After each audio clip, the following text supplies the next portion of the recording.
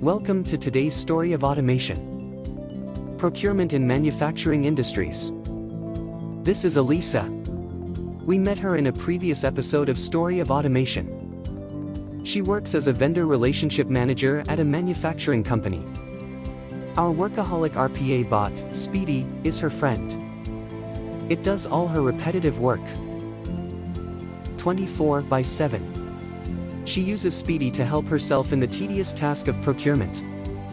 A bill of material for a planned production is made and is supplied to the bot for processing. Elisa just triggers the automation from her mobile phone, and the bot starts working. The bot verifies the BOM against the inventory and identifies the deficit materials. The automation then sends request for quotations, that is RFQs, to all the vendors who supply these materials. Once the quotations are received, the bot chooses most suitable vendors according to various company criteria and sends them a purchase order. While Speedy does all these mundane tasks, Elisa interacts with vendors to get the best deals for the company.